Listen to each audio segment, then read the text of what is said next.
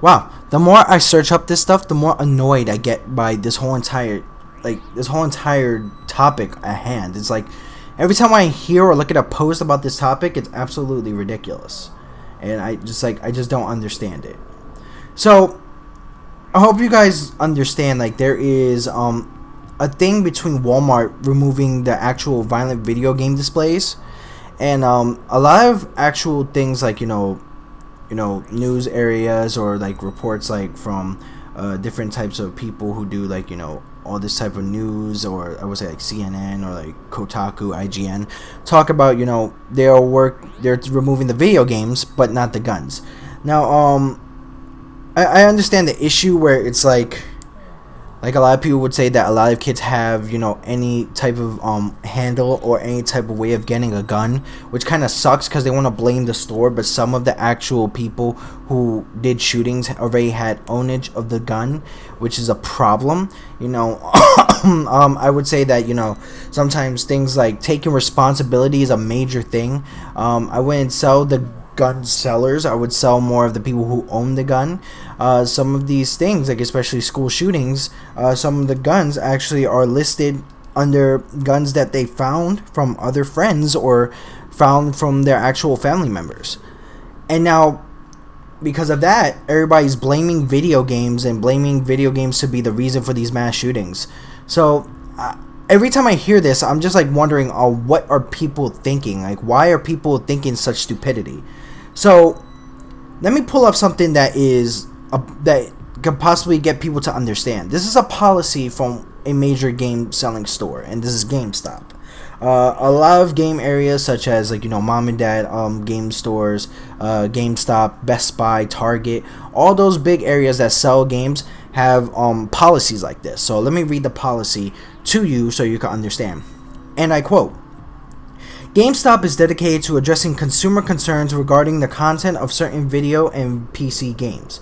The company prohibits the sale of M-rated, as defined by the Entertainment Software Rating Board, ESRB, video games to customers under the age of 17 years old.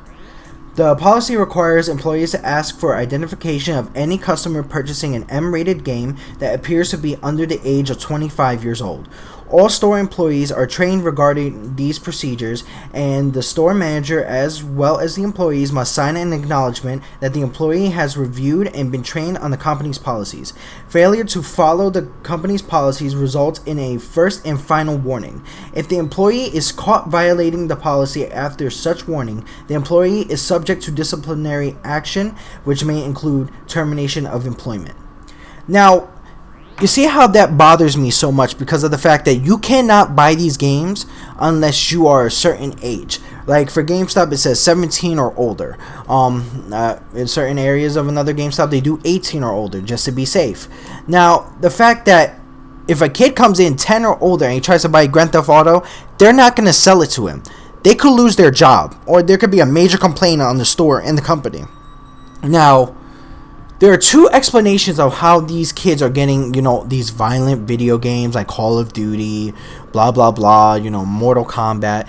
It's because of the fact they're either going to a friend whose parent allows them to play it, and their parent actually teaches them not to do something stupid like that, or to copy anything of the game, or the parents tend to buy the games just to make sure their kids are kept busy, or their kids are being, taken care of, and they don't have to worry about it.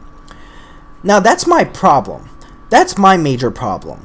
The major problem of how people tend to go ahead and buy these rated M games just because, they can just give it to their kids. Their kids are kept busy. They don't have to worry about what their kids are doing, because they're more of the fact of two things: trying to be a friend to their kid, and also trying to, not deal with the situations that their kids are handling. You are a parent. You should be able to deal with the things that your child goes through until he can manage to do it on his own. You should be able to, do things like tell your son or daughter what to do at a certain amount of time, and do things like, hey, maybe manage what they watch, especially at age of 10 or younger, or probably manage if they have a phone, manage if they have this and that. with a specific rating. And you know what? The problem is people are wanting to do things like be friends with their kids. As a parent, you are not obligated to be their friend. You are obligated to be their parent, to guide them. Of course you can go ahead and give them advice. Of course you would be there for them. That's fine. But you come as a parent first of what your child needs and what your child should do until they hit a certain age of what they could be able to do for themselves. That is absolutely ridiculous. The fact that people are just more worried about, not being their kids' friends, not being liked by their kids is absolutely ridiculous. Alright? A lot of parents would be like, I'm not your friend. I'm your mom. You better listen to me first. What I'm telling you is for the good of you, and you live under my house, you live under my rules. But the problem is, they want to get these games and blame the games for things like the mass shootings that are happening and not themselves, because we can't blame the parents. That's blame the victim, or that's just basically saying, hey, your kid is probably a fucked up individual with a fucked up head. That's what I personally think. A lot of people don't think that some of the actions, especially in certain states, can cause your child to be put on the death penalty or to be put in jail at a young age. In certain states, you could be put in jail under the age of 14. If you see in some areas, in courts, especially in some type of trials in the United States, you could be sentenced to even life in prison as a teenager. There was a teenager that did something wrong, got to a point where he was sentenced almost 114 years or more. He will never see daylight ever again. It's absolutely ridiculous. But we want to go ahead and point the video games out and then cause people who work for the video games to lose their money, or to even lose any way of selling their games in big companies like Walmart because they want to get rid of it. And now because of these type of ideas, things like the Apex tournament that was supposed to be going live, the one that was supposed to be going live on ABC and ESPN, gets pulled. It gets pulled because of the US mass shootings. And that's absolutely ridiculous because of the fact that there are pro players that want to play in front of a good audience that pay money to go ahead and watch them on Twitch or any type of platform that they stream from, or even pay for the tickets to be in that area to watch them live, and now they can't do it.